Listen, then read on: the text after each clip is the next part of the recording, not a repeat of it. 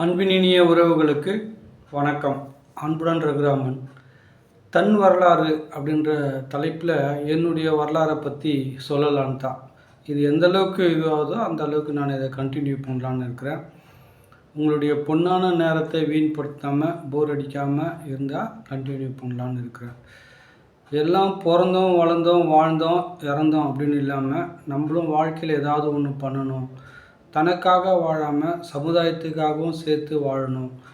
நம்மளை மட்டும் இல்லாமல் நம்மளை சுற்றி இருக்கிறவங்களுக்கும் ஏதாவது பண்ணணுன்ற ஒரு குறிக்கோளோடு தான் நம்முடைய வாழ்க்கையை ஆரம்பித்தேன். 1997 அரசு பணிக்கு வந்தேன்.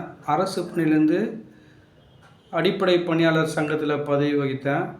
அப்புறம் துறைவாரியான சங்கத்தில் பதவி வகித்தேன். அப்புறம் மத்திய மாநில SC/ST அரசு ஊழியர் கூட்டமைப்புலேயும் பதவி வகித்தேன். பதவி வகித்து இந்த சமுதாய மக்களுக்காக நிறைய உண்ணாவிரதம், போராட்டம், ஆர்ப்பாட்டம், சங்கிலி தொடர், ஊர்வலம் அது மாதிரிலாம் நிறையா பண்ணியிருக்கிறோம். மாவட்டந்தோறும் இப்போ சனி ஞாயிறுனா தமிழ்நாட்டில் ஏதாவது ஒரு மாவட்டத்தில் உண்ணாவிரதம் அறிவிப்பார். மத்திய மாநில SC/ST அரசு ஊழியர் கூட்டமைப்பில் கருப்பையா அவருடைய தலைமையில் மாநில செய்தி தொடர்பாளராக பயணித்தேன். 1997 இருந்து 2022 மே மாதம் ரிட்டையர்ட் ஆகிட்டேன். அதாவது ரிட்டையர்டுன்னா நான் மருத்துவ இயலாமையில் ரிட்டையர்ட் ஆகிட்டேன். எனக்கு வந்துட்டு சுகர்னாலே இருந்தது. சுகர்னால் மாநில செய்தி தொடர்பாளர், மத்திய மாநில அரசு ஊழியர் கூட்டமைப்பில் மாநில செய்தி தொடர்பாளராக இருந்தேன். இது வந்து அப்போது அந்த பட்டியலின மக்கள் பாதிக்கப்படுற செய்தியெல்லாம் வரும். அந்த செய்தியெல்லாம் கேட்டு அதுக்காக போராடி அதுக்காக பேசி எமோஷ்னல் ஆகி பிபி ஏறி சுகர் ஏறி கண் பாதிச்சிச்சு.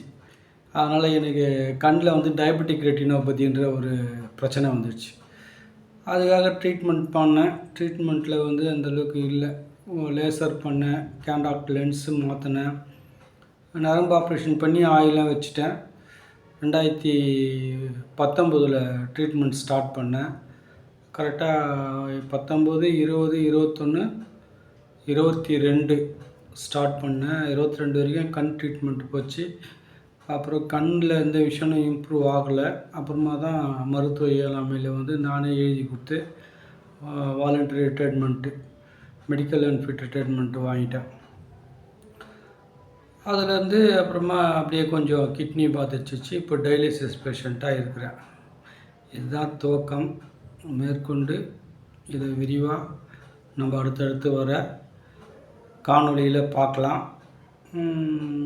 உங்களுடைய கமெண்ட்டு பொறுத்தும் உங்களுடைய அன்பு ஆதரவு பொறுத்தும் இதை நான் தொடரலான்னு நினைக்கிறேன்.